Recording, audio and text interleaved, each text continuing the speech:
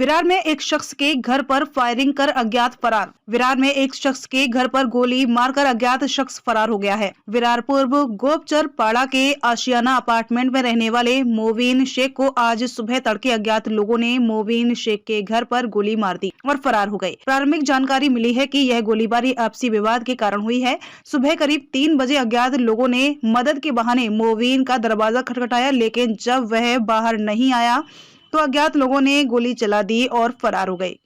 Police अंतर्गत गोपचापाड़ा area में जो मोबिन शेख रहते हैं उनके घर पे फायरिंग हुआ है और उसमें उन्होंने विंडो से फायरिंग किया था। ग्लास टूटा है, उसमें कोई इंजर वगैरह नहीं है। हमारा अभी एफआईआर दाखिल करने का काम शुरू है, आगे की जांच चालू रहेगी। सर क्या कुछ इसका आपसी क्या मामला है, कुछ ऐसा समझ में आया? नहीं, अभी तक तो पता चलता है कि उनका आपसी हो सकता है, ऐसी संभावना है। हम अभी इन्वेस्टिगेशन प्राइमरी स्टेज पे, हमारी क्राइम यूनिट के 2 टीम, हमारे 2 टीम, ऐसा हमारा इन्वेस्टिगेशन अभी चालू है। चारों टीम काम कर रहे हैं। ओके, कितने लोग थे कुछ पता चला? नहीं, लोग कितने थे वो पता नहीं है अभी तक। किस तरह का तपास चल रहा है? इन्वेस्टिगेशन तो हमारा चल रहा है, यूनिट वाले कर रहे हैं, हमारे क्राइम यूनिट वाले कर रहे हैं, हम पुलिस स्टेशन वाले कर रहे हैं। आपसी मामला ये प्राइमरी टारगेट पकड़ के चल रहे हैं। 22 जनवरी को अयोध्या नगरी में श्री राम मंदिर में राम मूर्ति की स्थापना की जाएगी। प्रधानमंत्री नरेंद्र मोदी के शुभ हाथों से इसकी स्थापना की जाएगी। प्रधानमंत्री नरेंद्र मोदी ने देशवासियों से स्वागत के लिए देश के सभी मंदिरों की साफ सफाई करने की भी अपील की है। गोरेगांव पूर्व आर्य कॉलोनी में केंद्रीय मंत्री पीयूष गोयल की मौजूदगी में राम मंदिर की सफाई की गई और बड़ी संख्या में बीजेपी कार्यकर्ता भी मौजूद रहे।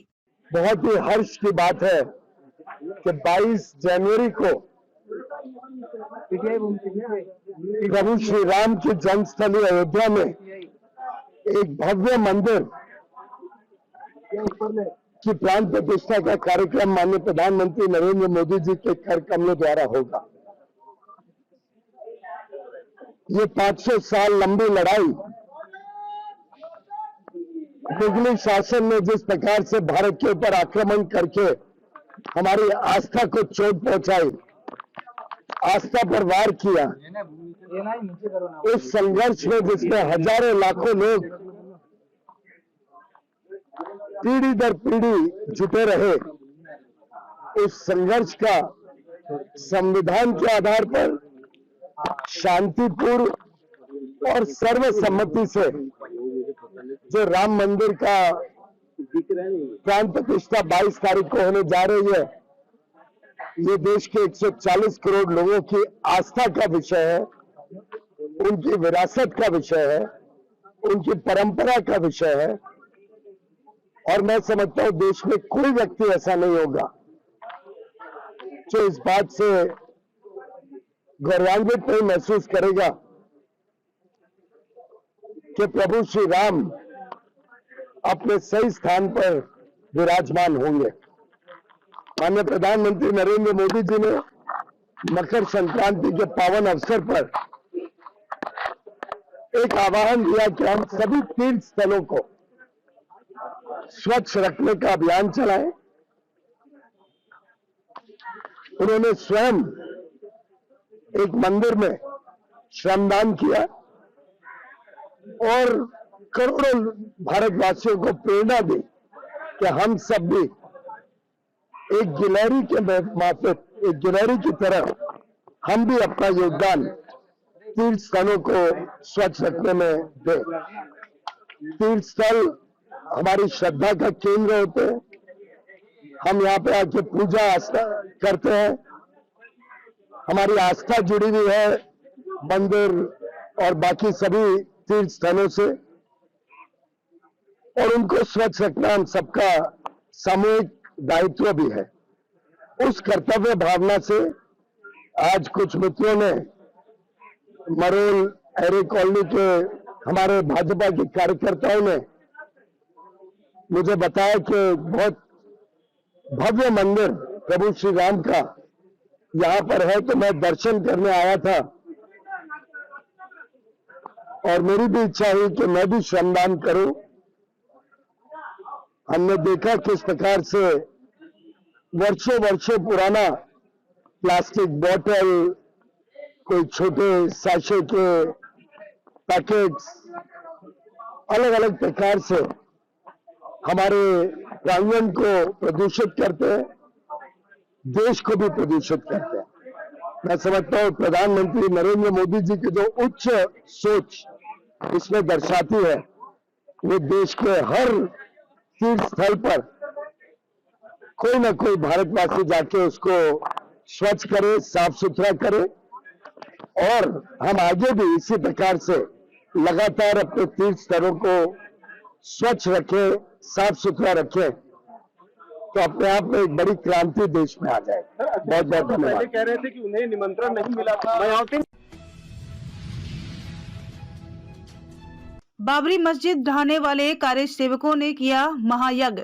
भगवान श्री राम की प्राण प्रतिष्ठा सकुशल होने के किए महायज्ञ। 22 जनवरी को अयोध्या में राम मंदिर प्राण प्रतिष्ठा कार्यक्रम सकुशल हो संपन्न। इसके लिए मुंबई के कार्य सेवकों ने मालाड इलाके में किया महायज्ञ हवन, जिसमें मुंबई के वो कार्य सेवक शामिल हुए जो कई बार बाबरी मस्जिद ध्वस्त के समय अयोध्या जा चुके हैं और जो सालों से कर रहे थे राम मंदिर निर्माण का इंतजार। कार्य सेवक के साथ इन अनुष्ठान कार्यक्रम में तमाम महिलाएं भी शामिल हुईं, जिन्होंने राम नाम के गाने गाकर राम को याद किया। मुंबई के मलाड इलाके में प्रयास फाउंडेशन की तरफ से इस यज्ञ हवन का आयोजन किया गया। इस दरमियान कुछ कार्य सेवकों ने उस वक्त हुए हालात को लेकर अपने विचार व्यक्त किए। क्या कहेंगे, आज आपने जो है हवन पूजन कर रहे हैं। जय श्री राम। आज प्राण प्रतिष्ठा के कार्यक्रम के आयोजन के निमित्त उनका एक बड़ा यज्ञ हो रहा है। यह हमारे लिए बहुत बड़ा सौभाग्य है कि हमारे को इस जीवन में एक अद्भुत हमारे को राम दर्शन का सौभाग्य मिल रहा है।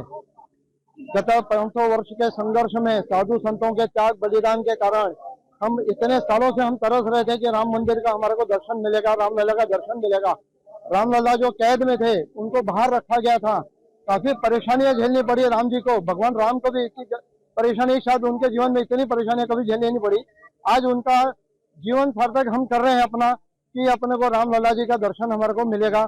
22 तारीख को पूरे विश्व में एक ऐतिहासिक और बड़ा अच्छा दिन माना जाएगा, पावन दिन, पवित्र दिन माना जाएगा। एक हमारे लिए बहुत बड़ी दिवाली मनाई जाएगी जो 22 तारीख को श्री राम जी का प्राण प्रतिष्ठा हो रहा है।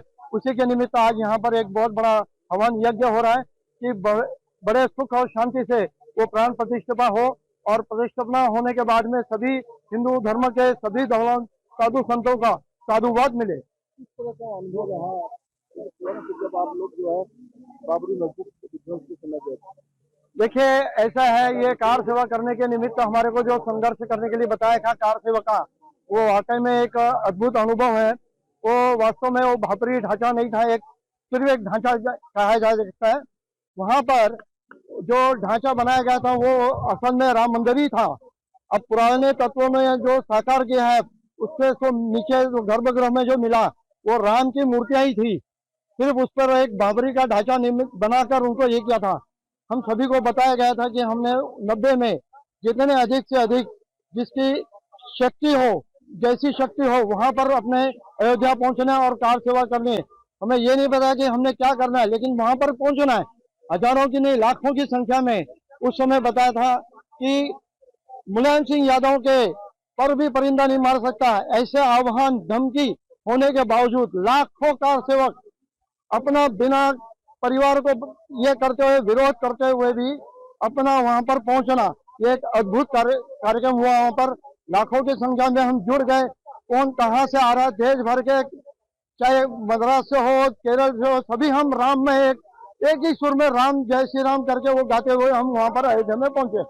और वहां पहुंचने के बाद में जहां जहां हम स्टेशन पर पहुंचते गए वहां पुलिस की चेक पोस्ट होती थी, हमारे कपड़े चेक किए जाते थे, हमारे सारे जांच पड़ताल की जाती, तुम कार सेवक हो क्या, ये हो क्या। हमने झूठ बता कर हम वहां पर वो अयोध्या पहुंचे। और अयोध्या पहुंचने के बाद हमारे पर जो स्थान पे बताया था उस स्थान पर जाकर उन मंदिरों में, मठों में जो व्यवस्था की थी वो भी विलक्षण थी। वहां के अयोध्या नगरी, वहां के उत्तर भारत के नागरिकों का धन्य है जिन्होंने हमारी आने जाते हुए सेवा की है, उनका बहुत बहुत शुक्रकामना। आज पूरा देश राम में हुआ है, उस वक्त भी राम में हुआ था, क्या फर्क लगता है आज और उस वक्त? राम में उस समय भी हुआ था, उस समय राम में लोगों के मन में एक डर और भय था आज निडर होकर पूरा समाज, पूरा देश राममय के गीत गा रहा है। बच्चा बच्चा राम का यह जो गीत है यह पहले नहीं सुनाई जाता था, लेकिन आज घर घर में राम यह स्थापित हुआ है। सिर्फ घर में नहीं है, सबके हृदय में राम बसा हुआ है। यह एक बहुत बड़े आनंद की बात है। किस तरह का आज पिछले 500 वर्षों का हिंदू समाज का यह संघर्ष पूर्ण हुआ है और इस 500 वर्षों में प्रभु राम के मंदिर की पुनर्निर्माण की जो संघर्ष हमारे पूर्वजों ने किया और आज तक करते आ रहे हैं, इसके पूर्ण होने के रूप में। और हम इस तरह से भी देख रहे हैं कि यह जो कार सेवकों के द्वारा आज हमारा हवन और यज्ञ का आयोजन किया गया, क्योंकि ये कार सेवक हम जो अयोध्या गए थे और आज वो अपने सामने मंदिर बनता हुआ देख रहे हैं, तो हमने यह प्रण किया है या हमने यह आहुति यज्ञ में एक तरह से संकल्प किया है और आह्वान किया है कि जो हमारे पूर्वज मंदिर को बनते हुए देख नहीं पाए थे, लेकिन आज की पीढ़ी देख रही है, तो जो अगले आने वाली पीढ़ी और यह पीढ़ी आगे कभी मंदिर का विध्वंस न देखे और मंदिर का निर्माण ही देखे, इस संकल्प से और जो पहले का अपना राम मंदिर का संकल्प पूर्ति के उपलक्ष्य में यह जो आपका आज का जो महायज्ञ रखा गया। इस अनुष्ठान में कितने कार्यसेवक शामिल हुए? इस अनुष्ठान में इस समय 25 कार्यसेवक शामिल हुए हैं और बहुत सारे भाविक जो है यहाँ पर शामिल हुए हैं। और यह जो कार्यक्रम है केवल एक दिन का नहीं है, यह कार्यक्रम आज जैसे हमने शुरुआत की है। 21 तारीख को कलश यात्रा निकलेगी, भव्य कलश यात्रा निकलेगी प्रभु राम के नाम से कलश लेकर, और 22 तारीख से प्रभु राम के नाम से राम कथा यहाँ पर 28 तारीख चलेगी, 29 तारीख को उसकी पूर्णावती होगी। और जैसा कि अयोध्या से अपनी संदेश है राम मंदिर न्यास का कि हर घर अयोध्या, हर गली अयोध्या, हर शहर अयोध्या, तो हमने मलाड को अयोध्या बनाने का, मलाड में अयोध्या का उल्लास बनाने का प्रयास किया है और सभी जनता बहुत भावुकता से जुड़ी हुई है। और हर घर में आप अगर पूरे मलाड में भी घूमेंगे, पूरे मुंबई में घूमेंगे, तो आपको हर घर में दिवाली दिखेगी, हर घर में पताका दिखेगा, हर घर में मिठाई मटकी दिखेगी।